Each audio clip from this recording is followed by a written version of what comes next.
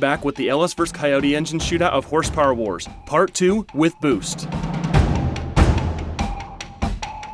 Our builders Tim Eichhorn from MPR and Brian Nealon from LME are ready to face off on the dyno at Westech Performance.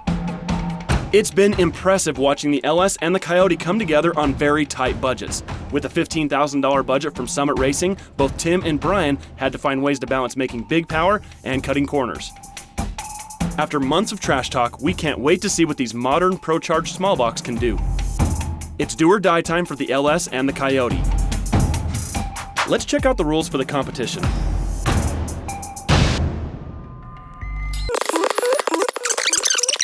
Both builds, $15,000. That includes the engine block, crankshaft, any parts the engine needs, right? Unusual machining comes out of the budget. That means any sleeving, like on the modular stuff, usually needs sleeves in those aluminum blocks, or CNC porting on the cylinder heads, that has to come out of the $15,000 budget, okay? Number 3, any choice of ProCharger. They're also providing air-to-water intercoolers so that both engines are on the same platform, they're on the same level, there's no advantage either way. 12 ribs maximum on the supercharger drive, okay? On the belt, no cog belts. Just like I said, we don't want to build race engines. We want to build engines you can race, but engines you can also drive down the street. The engine that makes the most power and most torque gets 4 points, okay? So we're gonna combine the horsepower number and the torque number together, and whichever one has the highest number gets 4 points. Second, the engine that makes the most average power is gonna be awarded 3 points, okay?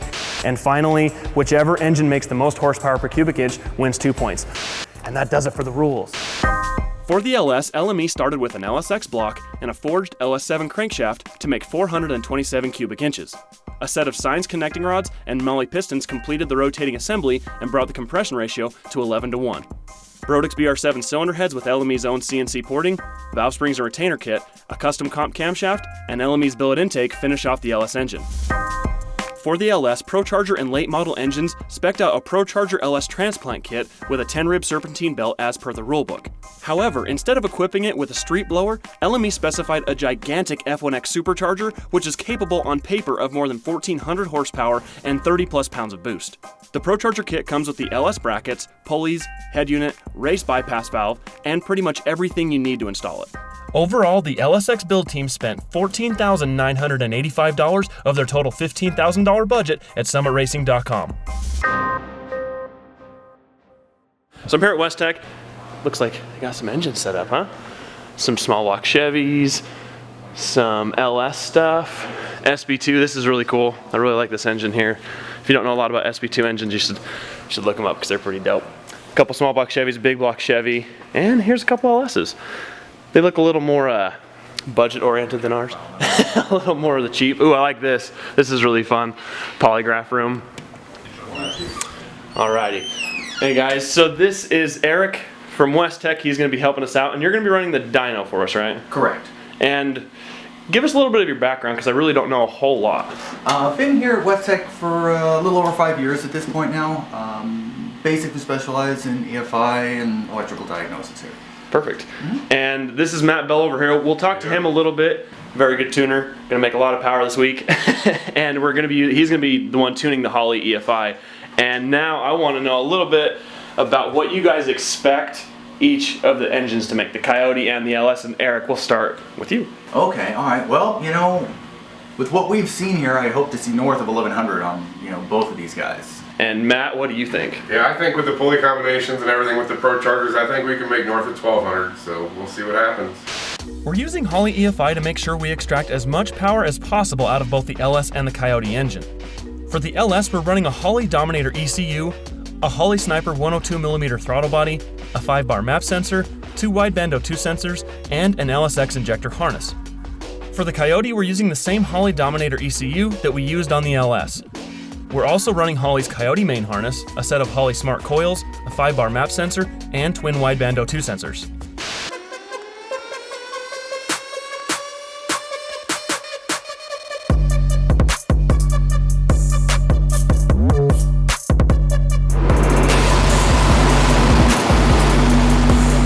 For tuning, we wanted an experienced but independent Holley tuning specialist. We chose Matt Bell, owner of Redline Motorsports.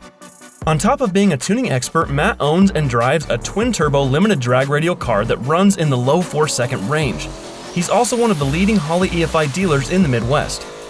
So I'm here with Matt Bell. He's going to be tuning on both of the engines, and I want to know a little bit about your background and what got you into tuning. Got me into tuning was racing. I grew up racing NMRA and NMCA. I have a passion for cars, Coyotes, LS's, small block Fords, and enjoy anything that makes horsepower. It doesn't matter to me what it is as long as it makes power. With the LS on the dyno, it was time to get busy. Westech warmed up the LS engine from LME and made a few gentle warm-up runs to make sure everything was operating correctly in the engine.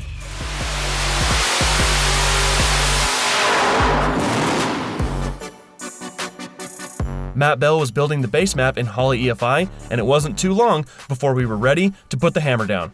So the engine is broken in, tune-up is in the Holley. What is your plan of attack? How are we gonna kind of go about doing this very first pull? Okay, so we're gonna start out slow with it. We're gonna make a small sweep from 45 to 6,000, just to make sure everything's right and get a nice baseline to start out.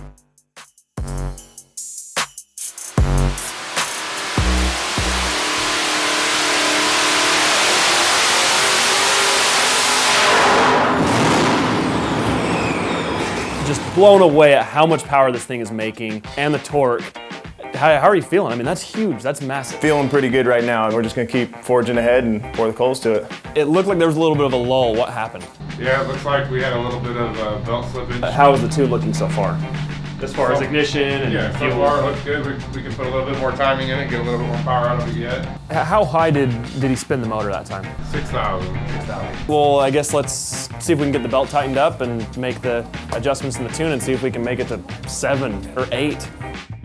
You talked about going to a shorter belt. What does that help? Just helps with the belt tension. We try to optimize belt wrap with our lower and upper pulley diameter selections, but just trying to optimize the actual belt tension at this point. Where are you guys at? I mean, is the blower maxed out? Is it me riding red line? If we turn at 8,000 RPM, if we get up there and we can keep the belt on it, we will be overspinning the blower. By how much? Don't give me the line, but I think about 20,000 RPM. Despite the huge power numbers, the LS continues to have belt slip issues because LME is overspinning the F1X so far beyond what ProCharger recommends.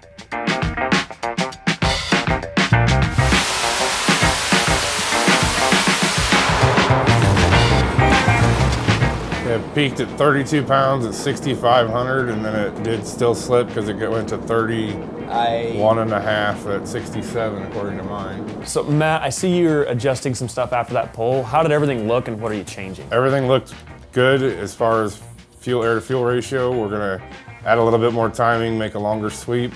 We pulled it to 6,500 and it made right at 32 pounds.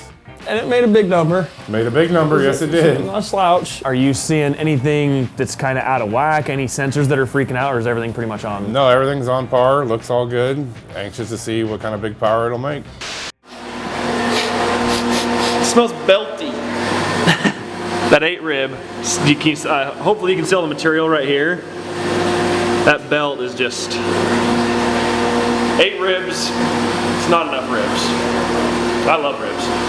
Is this what you were kind of expecting? Walk me through a little bit. Yeah, so initially when we were, kind of designing and thinking about what our power goals were is, in that 1,500 horse range. So it looks like we're gonna be able to surpass that by a decent amount. We have little timing in it now. Starting to warm up here.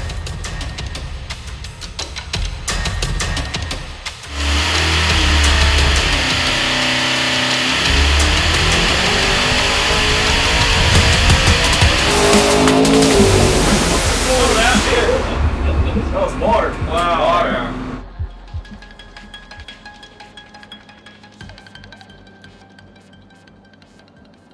Yikes.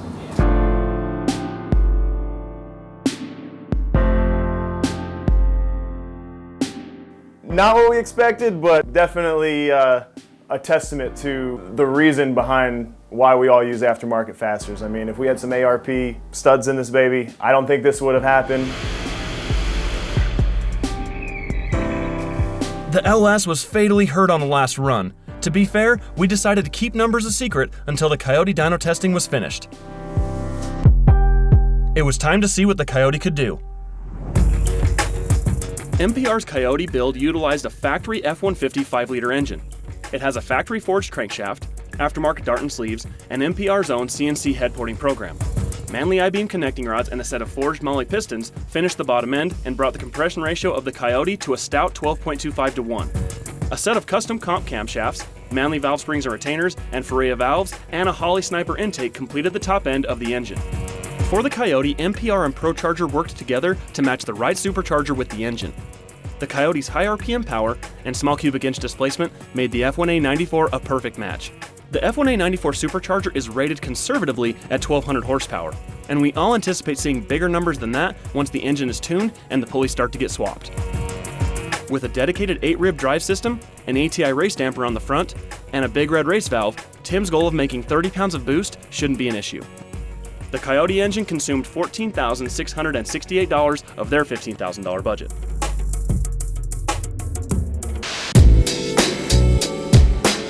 So we're just getting the Coyote set up onto the dyno. It's gonna be running here pretty quick. And Matt, talk me through some of the stuff you're doing on the Holley to get everything running smoothly the first time.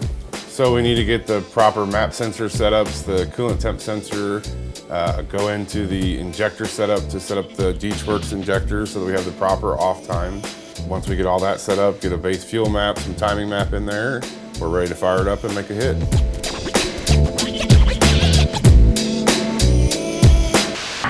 So before we run the Coyote with the blower, we're gonna break it in, naturally aspirated. We're not gonna hook the charge pipe or anything up. We're just gonna run it on motor, get everything seated, happy, and then hit it with some boost. How's that sound? So Royal Purple is providing all of the lubricants for both the Coyote and the LS. Right now, Troy here at Westech is putting Royal Purple braking oil into the Coyote. You know, it's got some extra zinc, it's got some extra additives, more detergents, and it just helps the break-in process with brand new piston rings, new bearings, and a bunch of new stuff. So we're really glad that Royal Purple came on board, helped us out, kicked us some really good oil. Now we're ready to make some pulls and some horsepower. So typically on a break-in cycle, what we will do is we will get the engine fired up, obviously, make sure that everything's happy, all the holes are there. What we'll want to do is basically do, 20 or 30 engine cycles of, very low throttle position, just something to get some heat in the rings and help them expand. We'll continually monitor torque as torque stops increasing. Usually that's kind of when you're all said and done, and then we'll turn everything off, go outside, do another check, make sure everything's all good, then we'll recontinue. Okay, all right, Matt, you all set? We're ready. Okay, fire in the hole.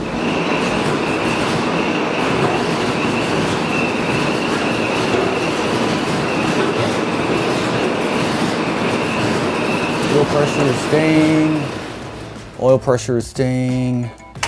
If you have an idea of where that NA line is now in fuel flow, we could probably extrapolate 15 pounds pretty nice out of that, I think, yeah. I would say it's a pretty successful break-in. Need to drain the old break-in oil out and put in some XPR 1040 from Royal Purple. And that's just gonna help it make a little more horsepower, and it's gonna be better because once the rings are seated, once everything is broken in, you wanna swap to a better oil. You don't wanna keep running on break-in oil, and that's where XPR comes in. It's gonna help make more power, it's gonna help everything run smoothly on the dyno. Now that the Coyote's broken in and ready, we can start welding up our charge pipe and adapters from Race Part Solutions. They provided everything we needed. From 3-inch couplers to full V-band setups, they've got all the parts to get your charge pipe and intercooler system plumbed. So the motor's all broken in, and I wanted to go over the blower setup a little bit to walk you guys through. So on both the Coyote and the LS, we're going to be using this intercore from ProCharger. It's an air to water. It can support a bunch of power, and it's going to keep the inlet temps and the charge pressure air coming out of here nice and cool, so that both motors will make as much power as possible. You're fine? Okay, I got 95 going in. If you're fine, we're good. Okay, all right, so from 4 to 7, oil pressure's good. I'll keep an eye on that, all right? There we go.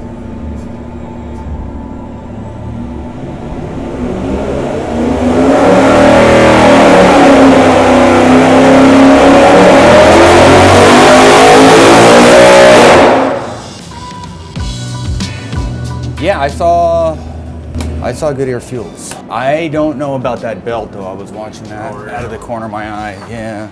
How are you as far as timing and fuel and how much boost did we see? We're still low on timing. Max boost we saw was 24 pounds, about 7,000, right where we're 7,200. Do you start with some sort of a base map, or do you pretty much make everything from scratch? I mean, Holley does have some really good base maps. I use some of the base maps they have and some of my knowledge of what it takes to make the Coyote run. I like to tune on the gas scale. In the Holley, it has 3 different scales: gas, methanol, and E85. They're based on a different stoic value. E85 in general takes approximately 30 to 40% more fuel to run, hence why we have to have the Deechworks 220-pound injectors. And I'm really glad you brought up the Deechworks injectors, because we're running the same exact injector on both engines. They're both 2200cc injectors. Yes, they are. I'm excited to see what the Coyote will do, and let's hope we can max those injectors out.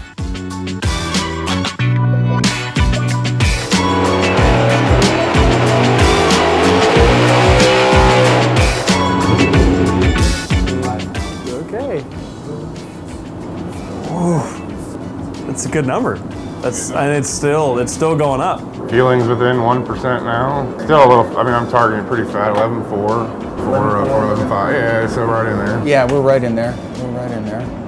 Are there any specific techniques or air-fuel ratios or timing that you're gonna kind of start with? Yeah, I mean, we're gonna start low on timing and then gradually creep up on it. Again, looking at the spark plugs, making sure that we're not over timing or over fueling the motor. Generally, we start with, a lower RPM, make sure our fueling's close, make sure it's not correcting too much. So generally, I say a tune, as long as it's plus or minus 5%, you're in the ballpark. When you're making a lot of horsepower like our LS and Coyote engines, you need a very high-end ignition system. That's where E3 comes in. They sent us a set of their Diamond Fire spark plugs for both the LS and the Coyote that are colder than a factory set. Whenever you're dealing with high horsepower and a lot of boost, you need a colder spark plug you can trust. E3 plugs are also designed to make more power than a standard spark plug. And in a performance engine like this, that's exactly what we need. And to top it all off, E3 sent us a set of their Diamond Fire coils for the LS. Now, instead of continuing to flog it on this bigger pulley that makes a little less boost, we're going to go to a smaller pulley and make more boost, right? Make as much boost as we can.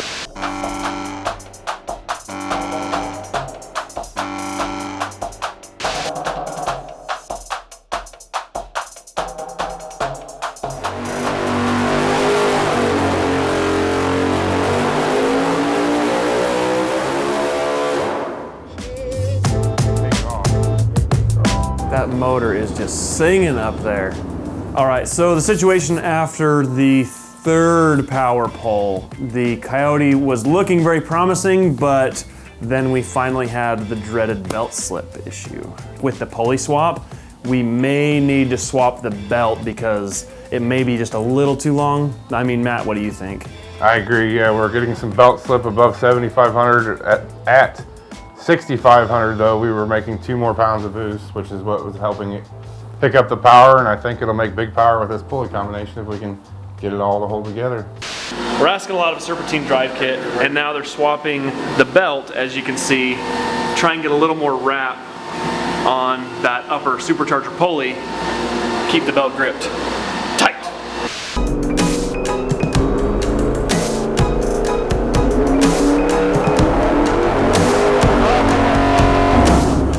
Goodbye, belt. Goodbye, It's belt. gone. You'll see it. Cue the footage right here while I'm talking. The belt completely snapped off. Yeah, oh yeah, she just broke. We may need to find a green belt. We're heading to the parts store. We gotta get some HD belts because the normal black ones, it just shredded that last one as you saw, so. All right, so we're in Troy's truck heading to the parts store, and Brandon, what horsepower do you think the Coyote's gonna make if we can get this belt to hang on? I think we can get to the 1,500 mark. I'm thinking like actually, you know what? I take that back. I'm thinking like 1470. That's a tall order, but you might be right. Troy, what do you think? I mean, I don't know. I'm kind of a Coyote hater, so. A hater? How dare he? I'm a Chevy boy. But just humor me. It made at like and it should make peak at like 8,500. I think we'll get to the 1,500 mark. These guys are just...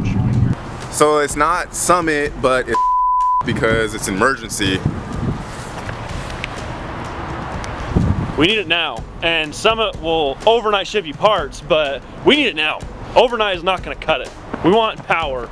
Meow. Now. Get some B-roll of the scientist on the computer with Troy looking for some grain belts. Brandon, do you think that Mustang makes 1,300 horsepower? No, it's not ProCharged. Yeah, it's not ProCharged. It doesn't have any kind of power. 655. I thought. I show a green one, but I don't carry it. Just don't have to measure it. That's the exact belt we need. So we got the only belt between here and Dallas. Right there, Troy's got it. The green one. The only belt. Got one shot.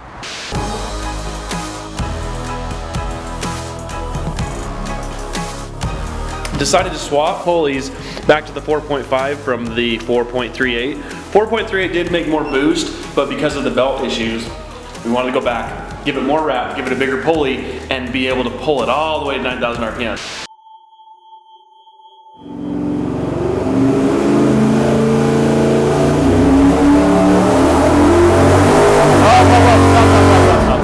The belt's just came off, flinging there. So before it even really loaded the engine, the belt just flung off. So we could put this ProCharger belt back on it. We're in belt hell. That's what happens when you overspin these superchargers. We really need cog belts at these power levels. These builders are trying to win, and I get that, but this has been a long day.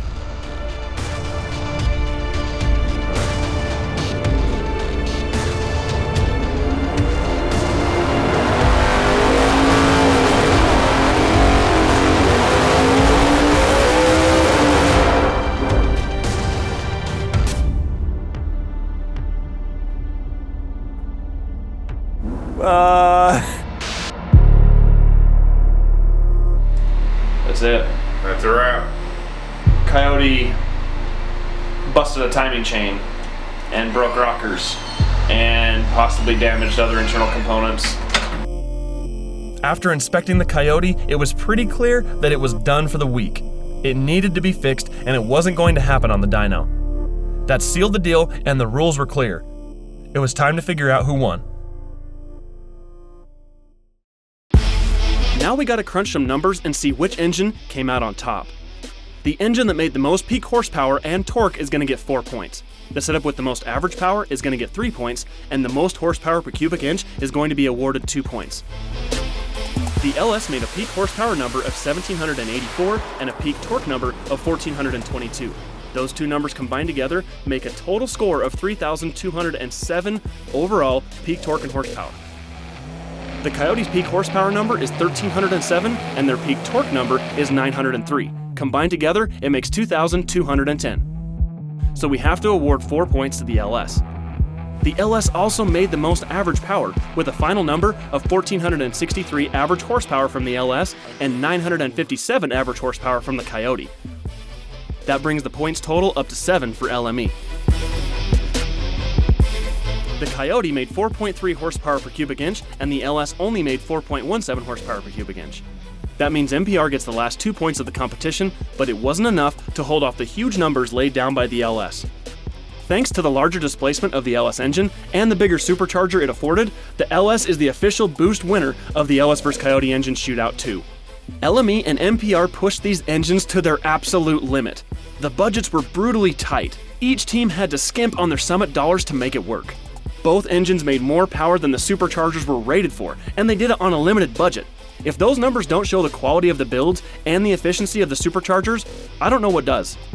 Alright, so we officially figured out what happens when you use factory GM torque to yield bolts on a very high horsepower application. This happens. To melt steel like that,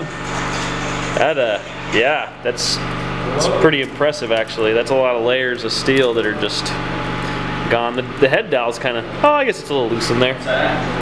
It's pretty impressive. And then also here on the block, hopefully you can see that. It's really rough right here. It torched it pretty good in between those two, and then it also torched it over on this side. It's almost like sandpaper from here to here. So that's all the LS wrote, unfortunately.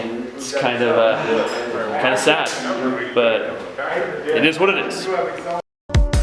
Because of a failed secondary timing chain in the Coyote and a failed head bolt in the LS, we never got to see the full potential of both engines. But we're not finished yet. We decided to package up both the LS and the Coyote and send them back to the builders for repair. We're going to upgrade some things on the inside to make them more durable, and we're also going to put an F1A 94 supercharger on both engines when they're back. We're curious on the results of the follow-up testing, but for now, the LS vs Coyote engine shootout with boost has a clear winner, and that's the LS.